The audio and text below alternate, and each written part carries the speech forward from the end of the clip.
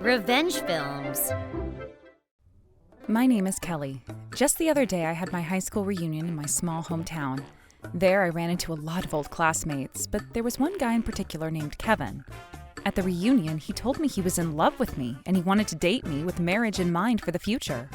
We were both at the age where it was normal to be considering marriage, so at the very least, it made sense for us to have marriage in mind for the future as we began our relationship.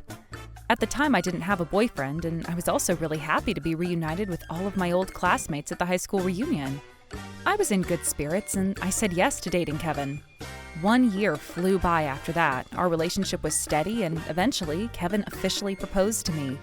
Of course, I said yes once again, and we became fiancés. Kevin was the total opposite of me. I was shy, and I was quite plain. I didn't have that many friends in high school, nor was I popular with the guys. However, Kevin gave off a very flashy impression, even when we were in high school. He was one of the most popular guys in school. Even though most of the kids in our class had never even had a boyfriend or girlfriend, Kevin was famous for never running out of girls that were after him, and always had a girlfriend.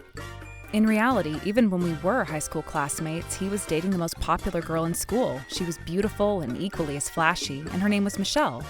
That's why, of course, when he came up to me at the high school reunion and told me that he wanted to date me with marriage in mind for the future, and even when he officially proposed to me, I had this down at the back of my mind, so I asked him about Michelle. Before I accept your official proposal to get married, I want to confirm one thing with you for sure. What's going on between you and Michelle? You were really in love with her, weren't you? It was no secret that Kevin was completely obsessed with Michelle. She was beautiful and popular, and anybody that knew them back then knew that this had to be a fact. When I asked him, Kevin replied with a sadness in his voice. No, unfortunately, things ended with Michelle a while ago. She's the one that dumped me. Kevin seemed really upset about it, and I felt like I shouldn't have asked him. I tried to change the topic straight away, but then, as if to make an excuse, Kevin said this first.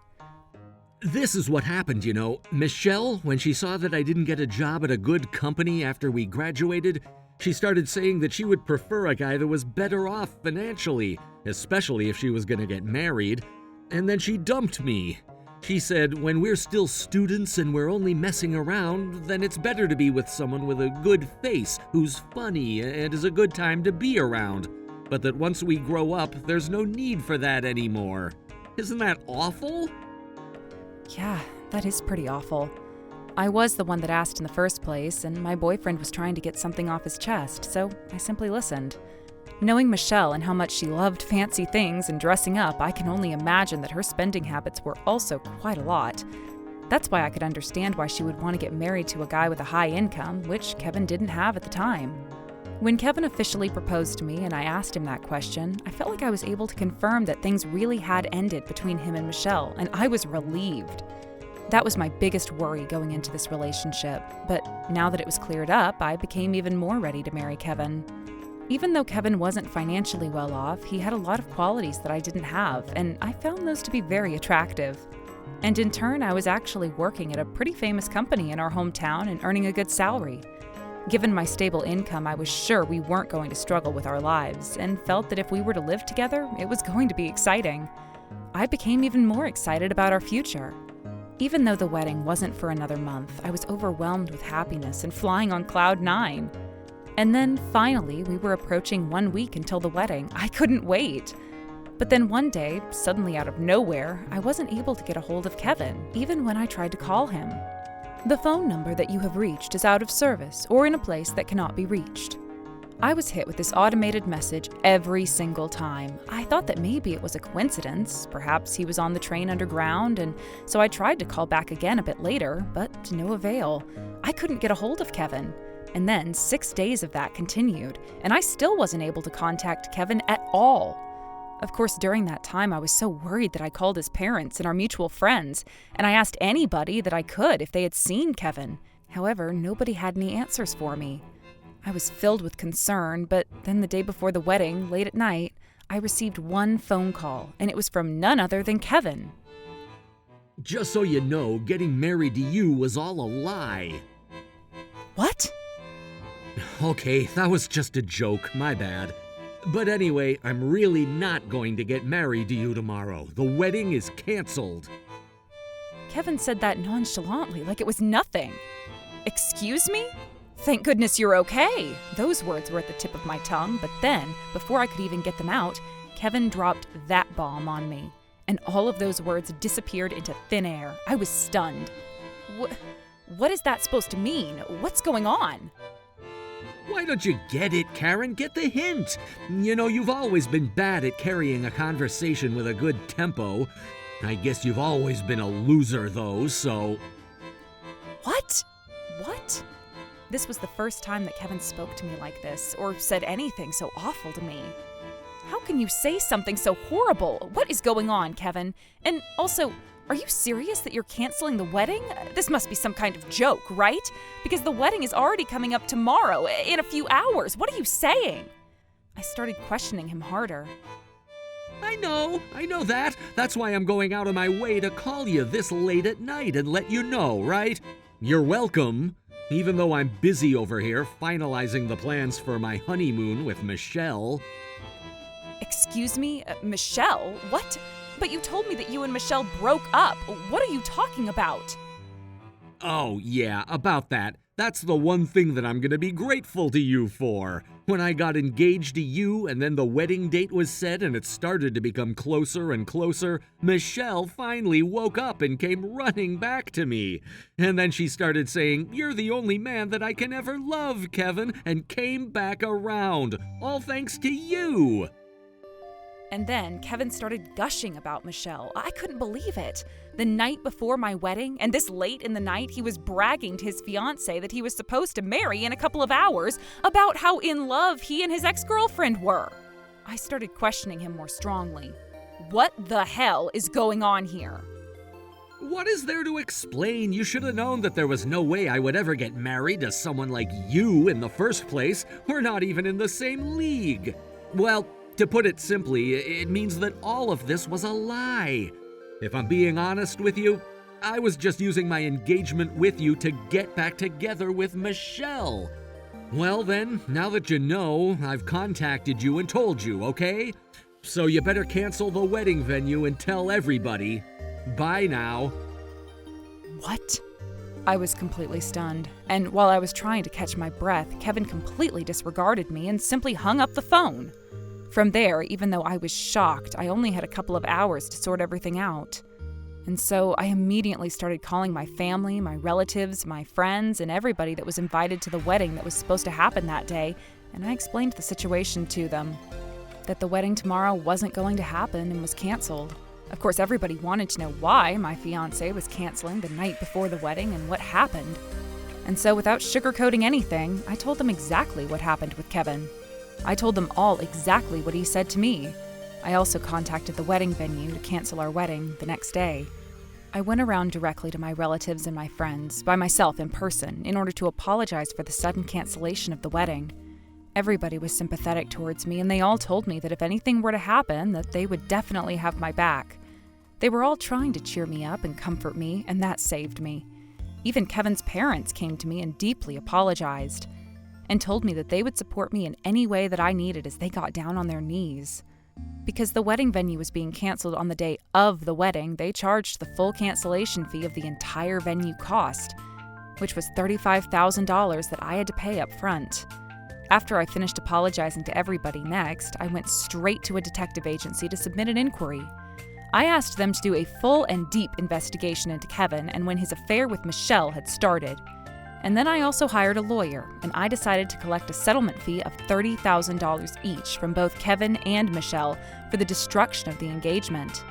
Of course, I was also planning on collecting the full $35,000 for the cancellation of the wedding venue from Kevin. I was fully prepared to take them down. Once all of the preparations were complete, I decided to pay a visit to Michelle's apartment, where they both were currently living together.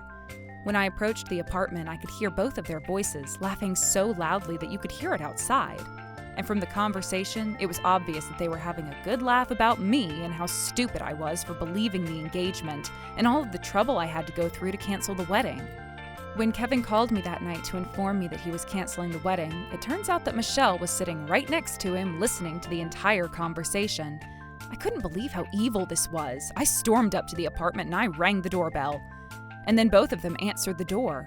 They were both grinning from ear to ear, and they didn't seem to have an ounce of regret on their faces. If anything, they were completely jolly. You'll be receiving all of this information in the mail with an official notice, but I'm going to be the first to tell you, Kevin. Just so you know, I'm going to be suing you for a settlement fee of $30,000 as well as the full wedding cancellation fee of $35,000. Altogether, I'm going to be collecting $65,000 from you, and I am doing that all through my lawyer. And as for you, Michelle, I am also going to be collecting a settlement fee from you, $30,000. When I said that to them, the two of them stood there for a while with their jaws on the floor at the amount of money I was going to be collecting from them. We weren't even married! There's no way that you're gonna be able to get that much money out of me! Kevin immediately started yelling at me. Are you stupid? Maybe someone like you who only lives by going with the flow doesn't understand how the world works. For the venue to be canceled on the day of an event, that is a huge inconvenience for them. Of course it's going to result in a cancellation fee, especially on the day of. And to top it all off, the reason behind it was your pathetic reasoning. Isn't it obvious that the responsibility to pay for this falls on you? This time Michelle chimed in, and she was also yelling. Wait a minute, there's no way. You two were the ones that were engaged, so this is a problem between the two of you, isn't it? This is none of my business, so don't rope me into this when it has nothing to do with me. It's almost impressive that you can say that this is none of your business while standing right there. I overheard you cracking up inside just now, that whole conversation. Looks like you knew the entire time that Kevin had a fiancé, that he was engaged, and that he even had a wedding ceremony coming up. And because you knew that, that's why you decided to try to get back together with him. This is just as much your responsibility. So what about that? What's the problem with that? You weren't actually married. That doesn't make any sense. That's right. You know, Kelly, just because you're so unhappy and you're so jealous, you came here to try to destroy me and Michelle's happiness, didn't you? What a pathetic person you are. The two of them were nagging and annoying, so I replied with this.